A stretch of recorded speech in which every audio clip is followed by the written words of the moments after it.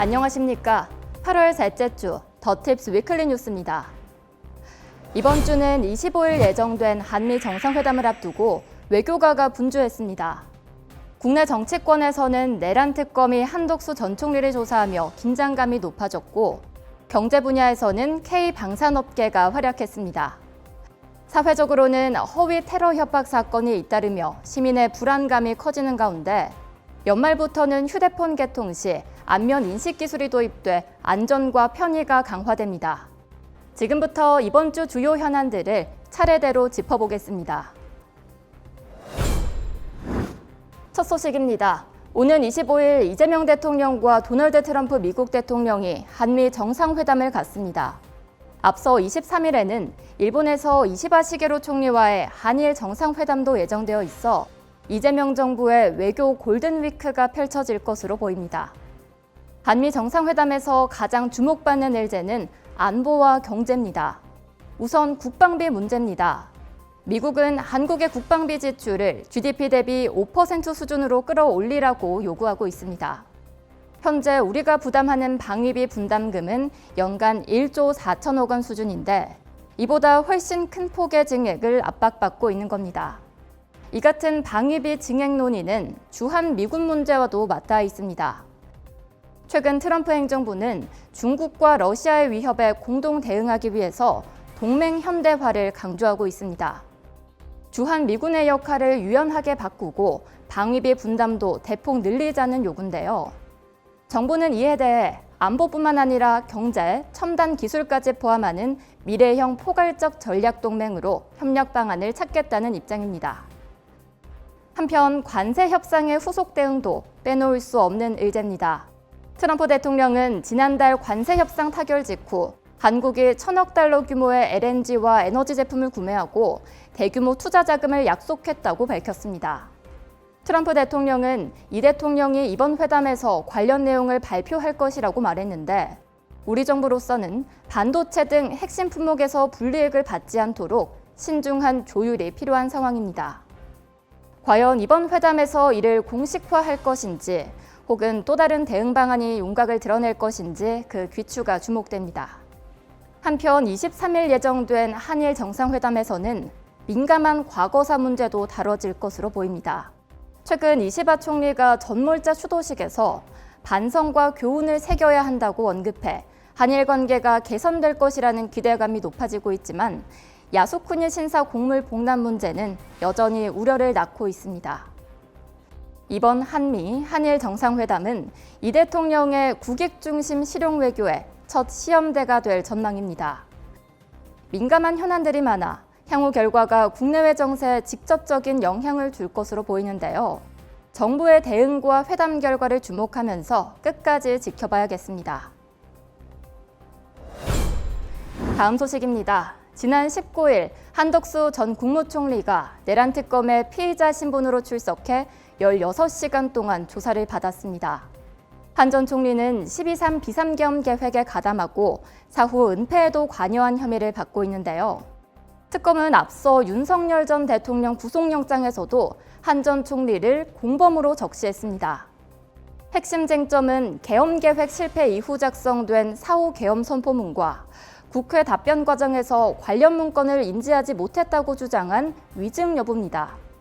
실제로 대통령실 CCTV에는 한 전 총리가 이상민 전 행안부 장관과 문건을 확인하며 대화하는 장면이 포착되기도 했습니다.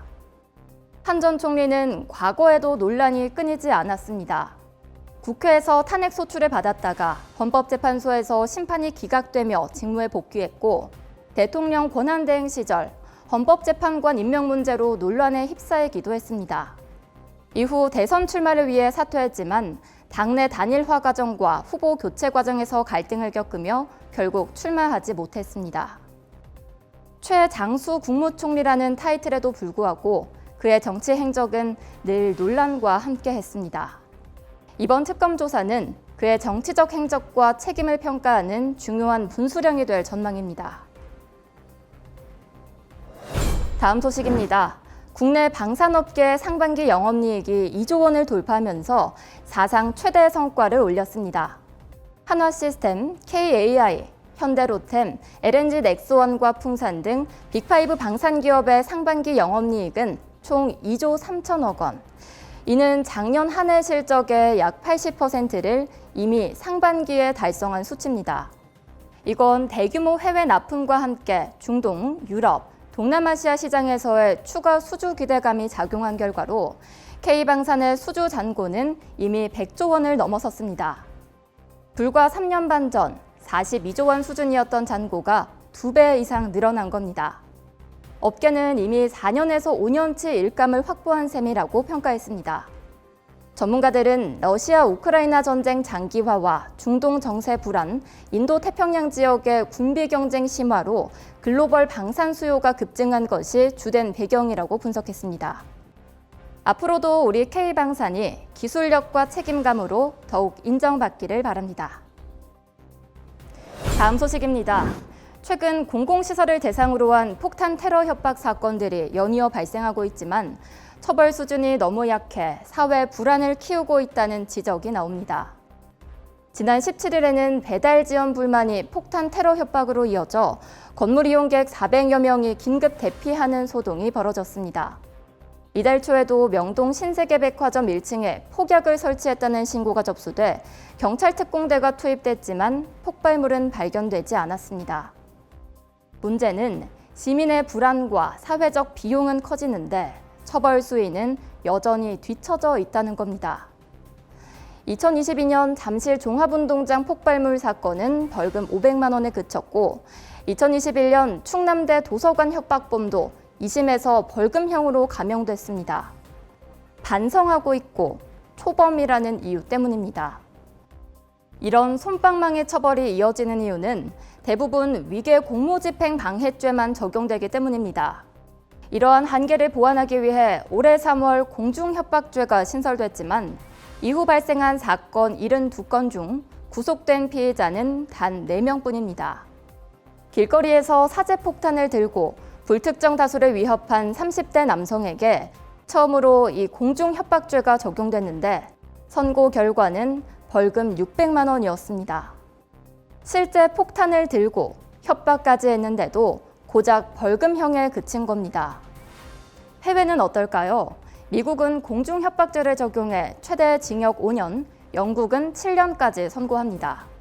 무엇보다 허위 신고로 발생한 수색 비용까지 전액 부담시키면서 강력하게 대응을 합니다. 반면 우리의 현실은 실형 선고는커녕 벌금 600만 원이 공중협박죄 첫 적용 사례입니다. 폭탄 테러 협박은 공포와 혼란을 무기로 삼는 범죄입니다. 이제라도 단호한 법 집행과 함께 예방과 재발 방지책까지 깊이 고민해야 합니다. 마지막 소식입니다. 정부가 휴대폰 개통 시 패스앱을 통한 본인 인증을 의무화하기로 했습니다. 이는 대포폰과 보이스피싱에 활용되는 부정가입을 원천 차단하기 위한 조치로 기존 신분증 스캐너 방식의 한계를 보완하기 위해서입니다. 과학기술정보통신부는 이 안면 인증 시스템이 신속성과 효율성을 동시에 갖출 것으로 기대한다고 밝혔습니다.